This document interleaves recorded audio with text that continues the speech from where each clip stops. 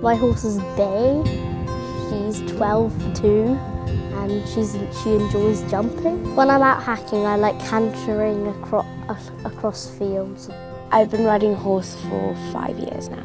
I enjoy show jumping and showing. When I'm at hacking, I really enjoy seeing the countryside. As a horse rider, I have to be really careful about cars coming really fast. Under the Land Reform Act, horse riders have a responsibility to respect the landowner's property and not to cause any damage to the land. The Land Reform Act, as far as where I ride in East Lothian, has made me feel a little bit freer about going and trying some different routes that I maybe wasn't sure about before.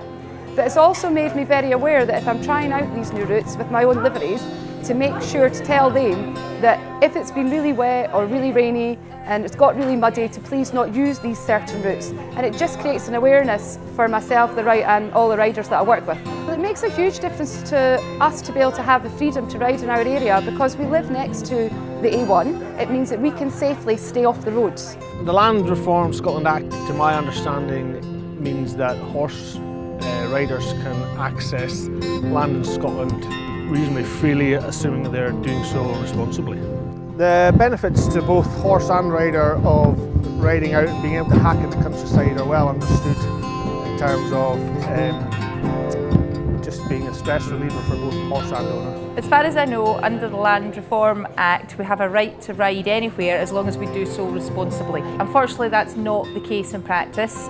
A lot of places we find are blocked, or when we get so far along a path that there's then a gate or there's some sort of obstruction, whether it be padlocked or whether it be the path is not actually suitable for horses, but it doesn't tell you at the start of the path that it's not going to be suitable.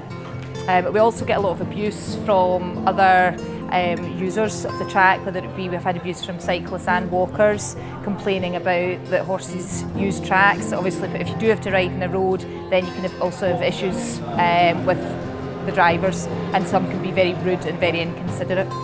We advise liveries to be very polite to other people, whether it be walkers, cyclists, drivers. They have to wear high vis, they have to dismount if the horse dungs on a path, so they have to dismount and kick it off to the side. And be aware if they're doing anything at speed, be aware that they may meet other people, so therefore they have to slow down. Thinking about the farmers, if it's fields, obviously not going in if there's crops or livestock, just being aware of the countryside. I'm aware of the Land Reform Act in Scotland, but I don't know very much about it.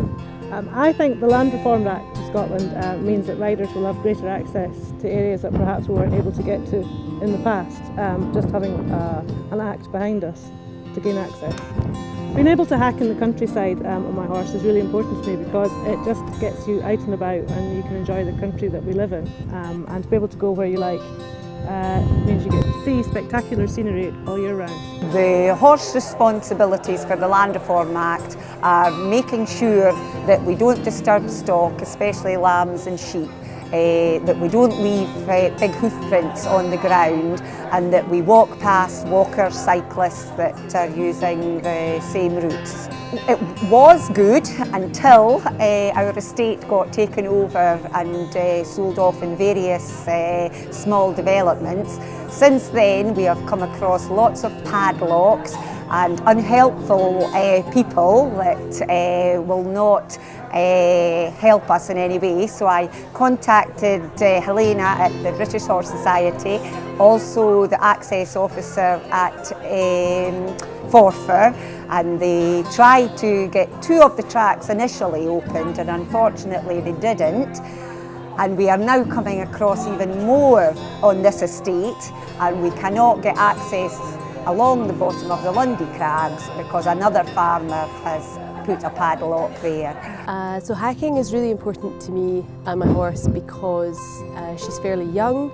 I'm looking to build up her muscles. It gives me a chance to unwind after work.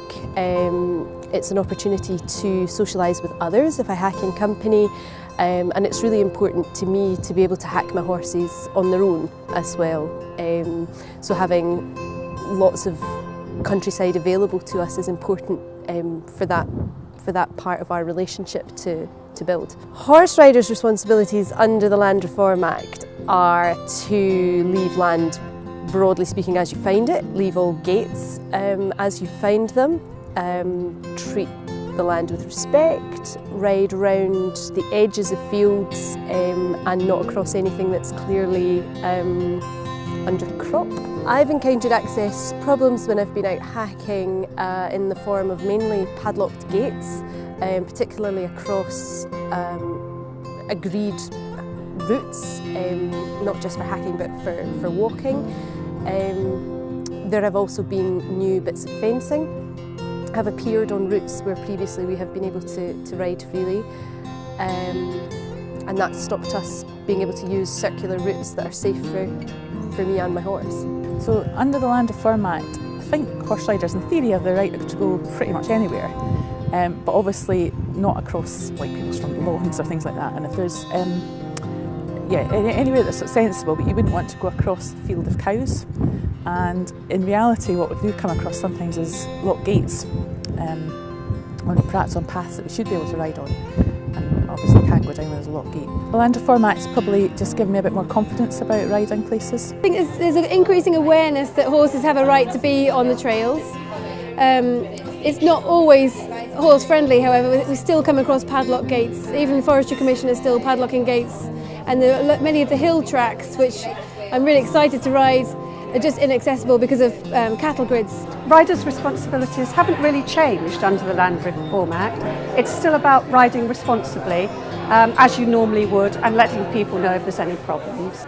Currently, I'm having problems with my access rights very close to home, where there's been a wind farm has been developed and is under construction, and despite a public inquiry where I spoke and represented the BHS, agreement was reached where we could and where we couldn't ride, and the wind farm developer has plonked a turbine right across the main access rights that the BHS fought for. I got no notification, none of the neighbours did, and there was no way round at all.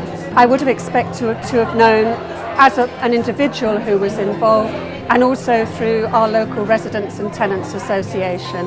I understand from the BHS actually that there should have been notification to anybody going up there. There is no notification, there's no alternative way around, even for someone on foot. Under the Land Reform Act, land managers do have a duty to notify people if paths are obstructed or temporarily there's no access.